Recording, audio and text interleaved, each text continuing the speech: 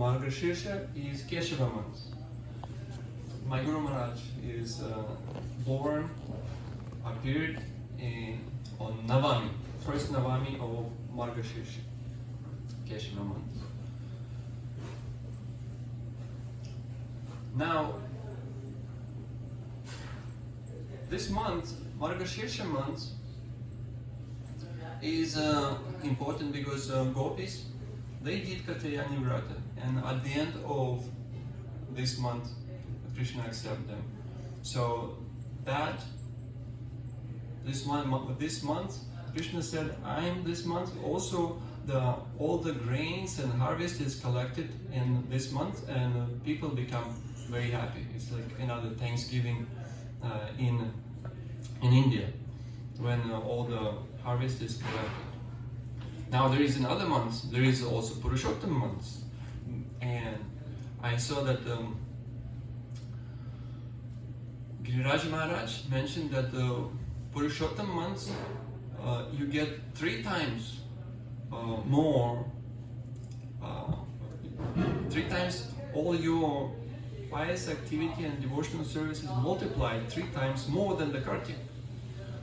So I was thinking, how come? But then I came to a conclusion that Purushottam month actually comes once every 3 years. So then we get multiplied by 3. Then Krishna don't want to be behind Radharani. So Radharani month, anything we do in this month, everything get multiplied thousands of times. So and then Purushottam month 3 times more than the Kartik month. But of course Purushottam month is Krishna's month, and you know how Krishna is. Whatever is belongs to his devotees, he very much in favor of that, and it's very much dear to him. And Radharani is the best devotee. So from all the holy places, Radhakund is the most dear to Krishna, even though he has Shyamakund, also his Kund. And from all the months is Kartik month. So in Purushottam months we can increase greatly our work, our service. And in Kartik months we can increase the mercy, because we need so much mercy. We heard that if Radharani says that if it's very nice devotee accept him, then Krishna accepts him. Also we want to please Prabhupada. Prabhupada said, I have key to the back door. So if we chant our 16 rounds and follow 4 regulative principles, stay in ISKCON with devotees, then Prabhupada said he can get us in.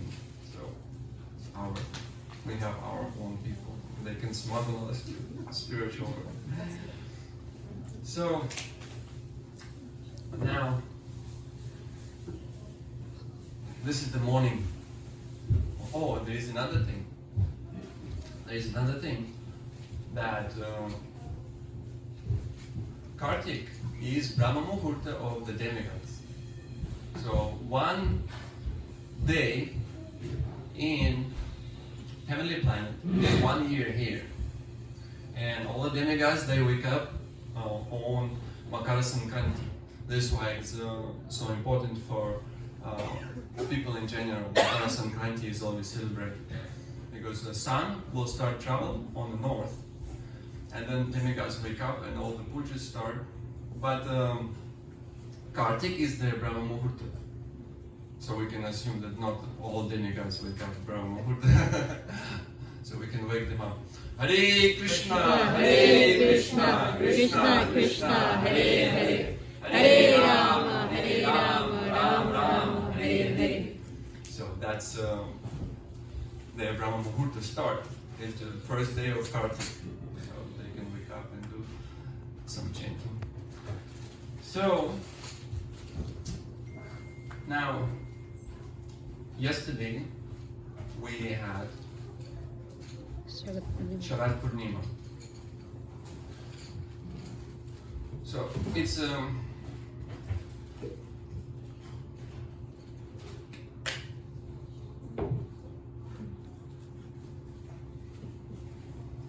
very exemplary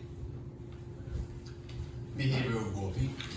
From other side, somebody maybe misunderstand. Like new people who come in and they see the gods. Like some professor, Prahlad Maharaj mentioned that he met one professor and he said, why from all the gods in India you select Krishna with all this goofy behavior? But there is different understandings. Other person went all the temples and he saw that all the gods have some kind of duty to do, and Krishna has no duty, just enjoy. So he said, "Oh, he must be the supreme because this is what I would do if I was the supreme. I would delegate all my duties and I just enjoy life." So people come to different conclusions. So the safe way is to go through Bhagavad Gita, and then Bhagavad Gita. At the end of Bhagavad Gita, Krishna said, you surrender unto me. What do we have? Sarvadhamam parityaja mamakam sharanam vraja aham tvam sarva papebhyo mokshayishami ma shuchaha. So he said, give up all variety of religion, just surrender unto me. And this is what gopis did. So what did he say before that? Who knows? Before Sarvadhamam parityaja, there is another famous verse. Man mana bhava mad bhakto madhyaji mam namaskuru mame vaishyasi satyam te pratijane priyosime. So he said, think of me, become my devotee. Offer me your prayers, and thus you will be able to come to me. So, and this is exactly what gopis followed. They give up everything. When Krishna went to Vamshi Vata, and he stand on a tree, banyan tree, on the bank of Yamuna, and he started playing his flute on 5th note. And when gopis heard this, it was just permeating all the environment. So they could not resist. Somebody was milking cow, that they just ran. Somebody was boiling milk, they left. Somebody was serving their husbands and their in-laws, and they put pot down and they're like, hey, wait, where are you going? Gone. Somebody was breastfeeding baby, and they just left baby. They went. So they sarvadhanam parityaja. They renounced all the duties, all the principles. So they did exactly what Krishna said. So they came to Krishna. What did Krishna say? He said, please come. Please take your seat. Please tell me why you're all coming here. So Krishna is not an easy person. This is why, we Vaishnavas, we very much aspire to become manjaris or assist to manjaris. In fact, Rupa Goswami, we are Rupanugas, we're followers of Rupa Goswami, who is Rupa Manjari. So we like to assist them, and then we watch from the bushes and the pastimes of Radha and Krishna. But going before Krishna is, it's difficult. So they were speechless. They didn't know well, he played flute, means he called us. And he said, I was just playing flute. So, and you all came, so I'm ready to answer all your questions. And Gopis was smiling, thinking that he is joking with them, and they didn't know what to say. Krishna said, my dear damsels of Braja, this place is not safe for you. It's getting dark, and there is many wild animals like tigers, owls, and jackals. You better just go home. This is not good time to take a walk through the forest. And Gopis was like, smiling and don't know what to do now. They didn't want to scold Krishna because they love him. and at the same time they couldn't go back. And then Krishna said, you all young beautiful girls, and for young girl, this is not at all nice to be alone with the boys in the forest. This is not good. You better just go home. And Gopis was thinking, okay, well, okay, they kind of stopped smiling, and they just was angry on Krishna, but they didn't want to scold him, and they just started looking around. And there was beautiful forest, and they had a beautiful moon, and malika flowers, blossom, and beautiful trees, Yamuna. And they were looking around, and Krishna took advantage of that, and he said, "Oh, I know, you came to see the beauty of this forest. Yes, this forest is very beautiful. So now you're all satisfied. You've seen this beautiful forest. Now you all can go home." And Gopis was he continuously frustrate them, and then they already start thinking, we don't know what's gonna happen. We can't really go home. We just now drop everything. We're just like I mentioned, one Gopi was serving her husband and in-laws, and dropped the bucket, and they also hear the flute, and she ran. They know where she ran, and now she has to go back, and she don't get Krishna, and she don't, and she already kind of frustrate her family.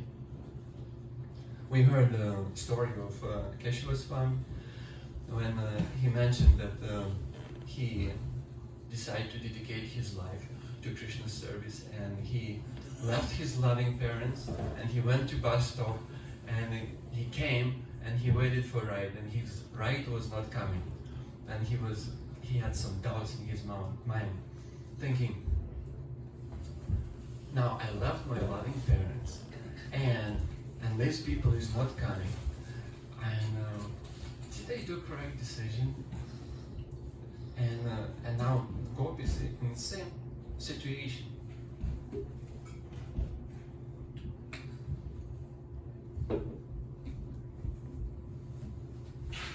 So Krishna said,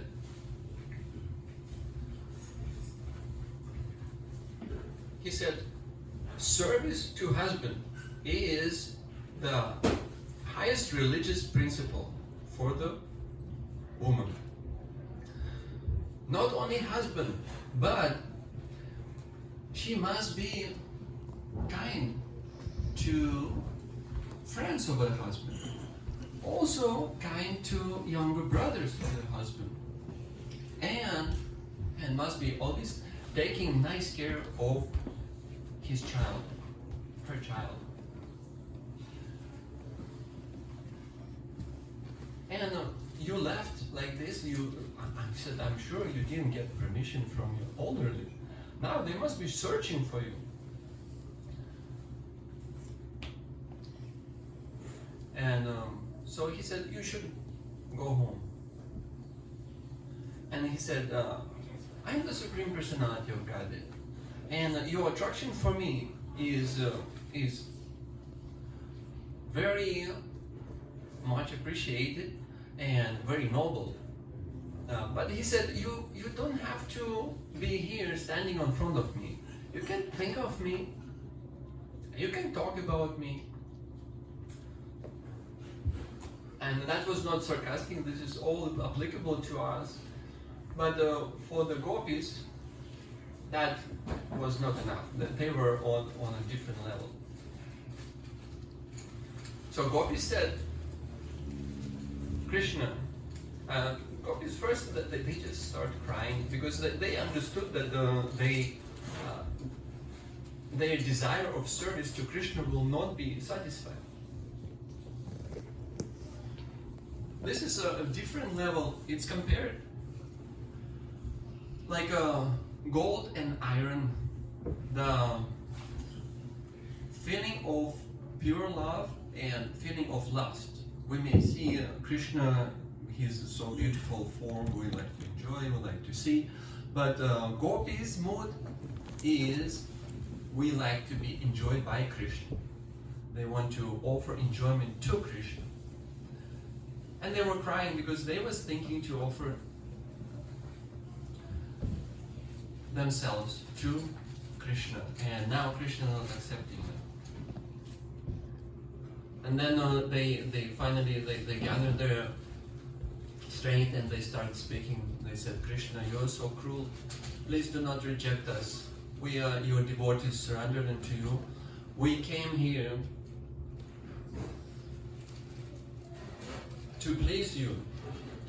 And rejecting us like this is not worthy of your position. You are independent. And you are the supreme instructor. Yes, you're exactly right instructing us on the duty of woman. But they said, serving to you, by service to you, all the other duties are fulfilled. If one serves to you, to your lotus feet, then all instructions of Vedas are fulfilled. We don't have to do any other duty. And they said, even if we have some attraction for our family and our children, this is just because of your presence. Because you're present as Paramatma in their bodies. This is why we have some affection for them. As soon as you leave, the body is thrown into river or burned. You're independent. Yes, you can do as you wish, but please accept us as Narayana accepting his devotees and giving them salvation.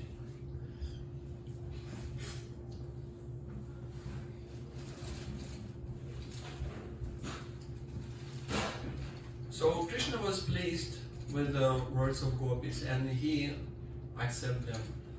And as they enjoy the loving exchanges, laughing and talking, and then they feel again that they are so fortunate, the most fortunate ladies in this universe, and Krishna left.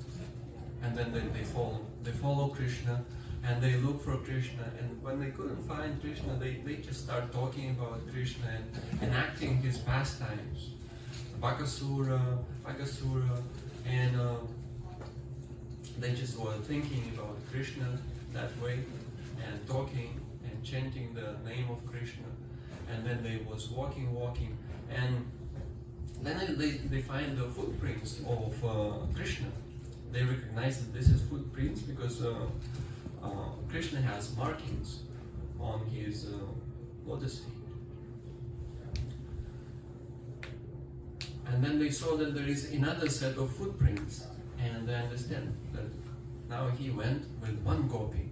So that special gopi, she must be very, very qualified, that he went with her and left all of us. And they was walking and looking, and then they saw that the half foot imprint. They thought, oh, now Krishna trying to reach some flower from the tree to offer to her. And then they walk, and then they see there is only Krishna's footprints. Oh, now he carries her on his arms. And then they thought, and then they start thinking that she must be very proud that he left all of us and he went with her. And then they thought, now they're walking, and she will tell him that, oh, I cannot walk anymore, you should carry me. And Krishna will say, okay, get on my back, and then he will disappear. And like this they walk, and then they find that he left Radharani, but then they feel sad at heart. That's the difference between the jealousy, the material jealousy, and what gopi has. They see somebody serving very nicely, so they want also that kind of service, but they don't want the service to be taken away from that person. So we also should follow that. So we see somebody dress deities very nicely, so we also want to learn to dress deity like that. We not that somebody dressed deity very nicely and then something fall down, then we're happy. No, we happy if somebody succeed, and we also want to follow their footsteps.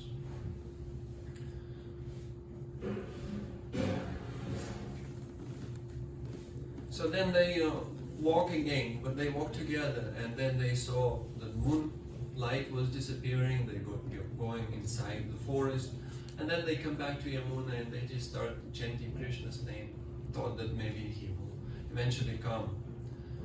And gopis mentioned to Krishna that if you don't accept us, we're just going to be thinking about you, and we will not go back, because you stolen our mind, stolen our heart, so we're not able to do our household duties without our mind. So we're just gonna stay here and we just think about you, and we'll leave our bodies. So Krishna had no choice. So and eventually Krishna came back to them, and they saw Krishna, and he sit next to each gopi, and they start talking. And the gopis, they had this doubt in their mind. So what's going on with Krishna? Why is he doing like this? So and they presented in a polite way. They said, Krishna, we are village girls who are not very educated. We have a question for you. You know all the subject matters, so please, can you explain us? They said, some people, they reciprocate the love accordingly, and some people, even they don't receive any love and affection, they still offer affection and love. And some people, they receive, but they indifferent.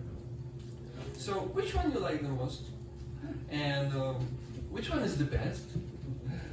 So if Krishna will say which one is the best if you reciprocate, and then they will say, well, you didn't do that. So Krishna was kind of in dilemma, like they say, damn if you do, damn if you don't.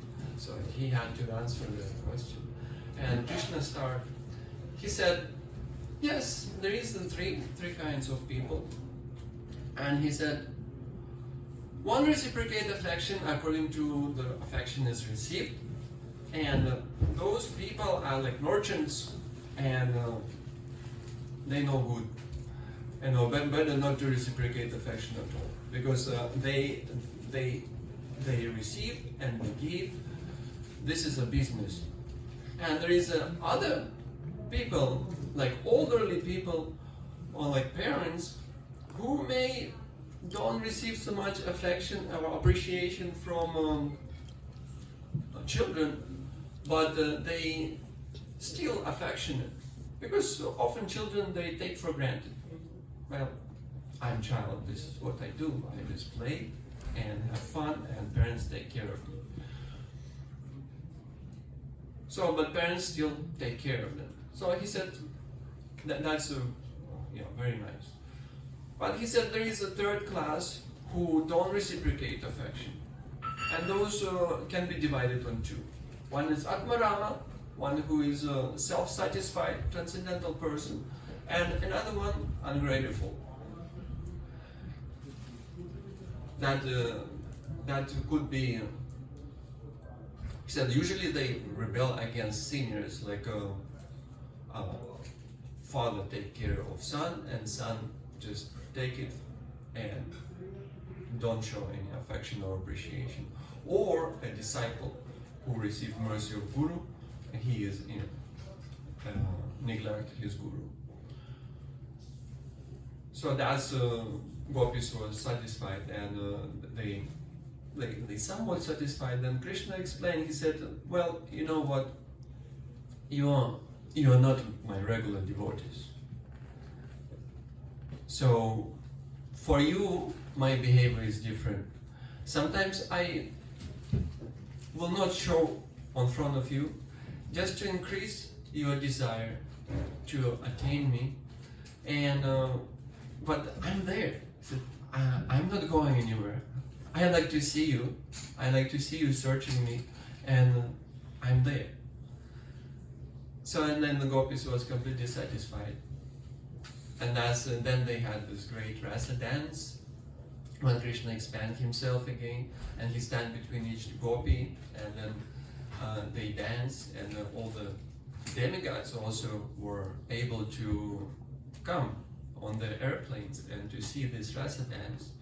Of course, they must be being very qualified. There was a person who was doing screening. That was who?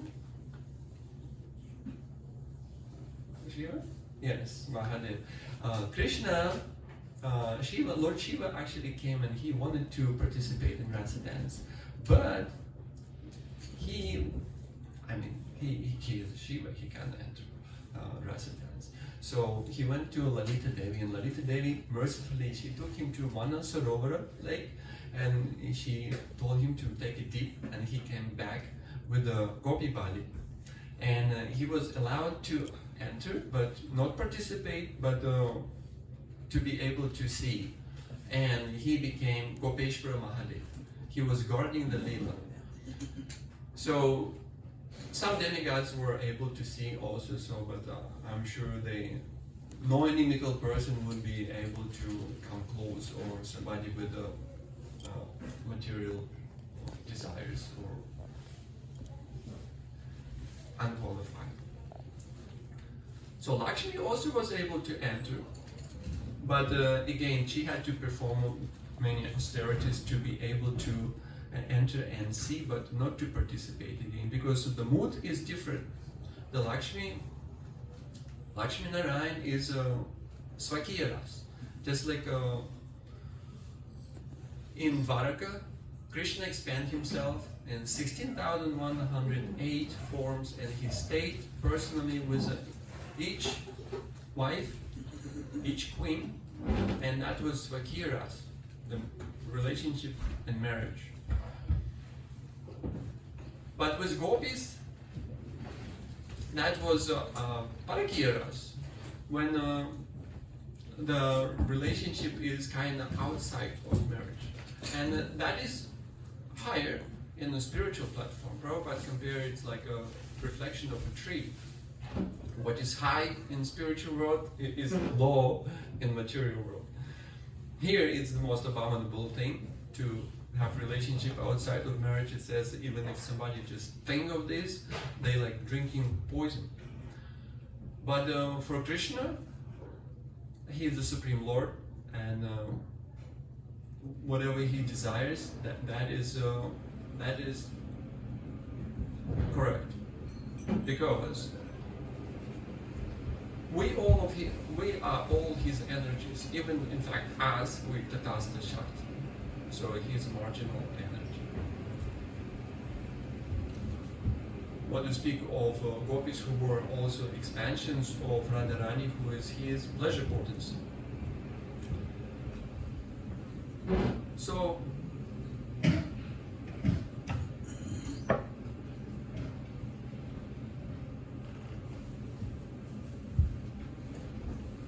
thus all desires of gopis were satisfied. And he actually stretched out, because the gopis didn't want to leave Krishna, so he, to fulfill desires of gopis, he stretched out this night of Sharad Purnima to the length of the night of Lord Brahma. And who knows how long is the night of Lord Brahma?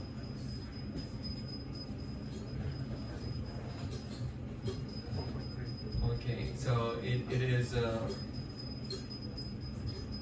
in Bhagavad Gita, Sahasra Yugam Paryanta.